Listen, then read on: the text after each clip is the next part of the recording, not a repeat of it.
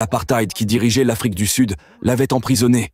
Nelson Mandela, pendant 25 ans, pendant plus de 25 ans sur l'île de Robben Island, et il l'appelait le terroriste numéro 1. Le gouvernement blanc de l'apartheid qui prêchait que les Blancs sont supérieurs aux autres races, a emprisonné Nelson Mandela pendant plus de 25 ans, parce qu'il se battait pour la liberté du peuple noir, pour la liberté du peuple d'Afrique du Sud. Plus tard, lorsque le gouvernement blanc de l'apartheid a dû se retirer, Nelson Mandela est libéré de l'île de Robben. Il revient, il se présente aux élections, il devient le président de l'Afrique du Sud. Plus tard, il reçoit le prix Nobel de la paix.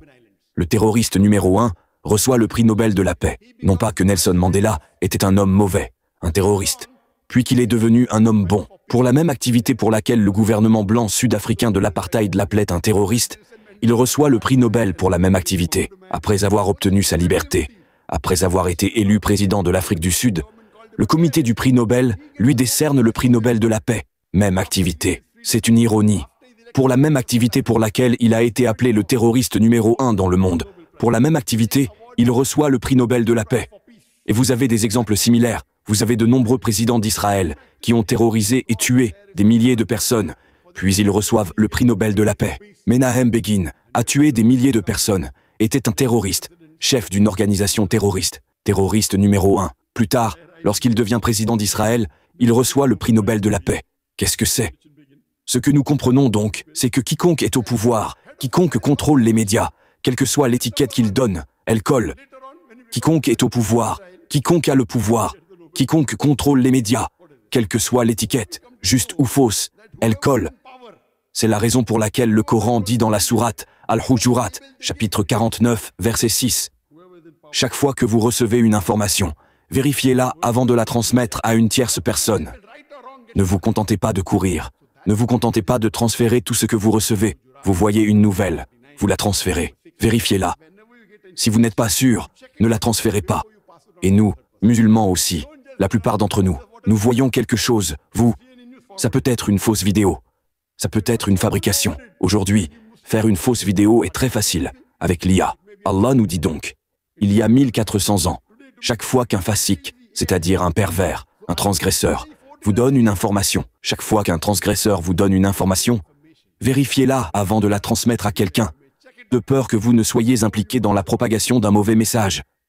Aujourd'hui, vous recevez quelque chose, vous le transférez sans vérifier. Avez-vous vérifié si c'est juste ou faux? Vous devenez donc un outil de Shaitan. Ça vous plaît, vous le transférez. L'avez-vous vérifié? Si vous recevez quelque chose, si vous ne pouvez pas vérifier, ne le propagez pas. Et comme je l'ai mentionné, un seul verset du Coran, sourate Al-Maïda, chapitre 5, verset 32, est suffisant pour dissiper ce mythe, selon lequel les musulmans sont des terroristes.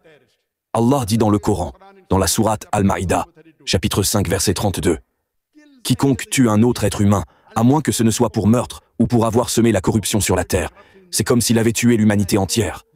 Et quiconque sauve un être humain, c'est comme s'il avait sauvé la nation entière. » Ici, le Coran est très clair. Si un être humain, qu'il soit musulman ou non musulman, tue un autre être humain, qu'il soit musulman ou non musulman, tue un être humain innocent, qu'il soit musulman ou non musulman, à moins que ce ne soit pour meurtre ou pour avoir semé la corruption sur la terre, le façade sur la terre, c'est comme si vous aviez tué l'humanité entière. Et si quelqu'un sauve un être humain innocent, c'est comme s'il avait sauvé l'humanité entière. Ce seul verset du Coran de la sourate Al-Maïda, chapitre 5, verset 32, est suffisant pour dissiper ce mythe que tous les terroristes sont musulmans. Et pour plus d'informations, comme je l'ai mentionné, regardez ma vidéo intitulée « Le terrorisme est-il un monopole musulman ?» Comment le terrorisme a-t-il commencé? Qui fut la première personne à commettre le premier détournement d'avion? Qui fait les enlèvements, les attentats suicides? En détail, avec des statistiques provenant de sources authentiques. Et si vous voulez en savoir plus sur le djihad, le terrorisme et le djihad dans la perspective islamique. Si vous regardez ces deux vidéos de moi, ces deux conférences, vous obtiendrez amplement de munitions pour faire la dawa. Munition ne signifie pas seulement une arme à feu. Munition signifie matériel. Ici, dans ce contexte, munition signifie matériel pour leur transmettre la vérité.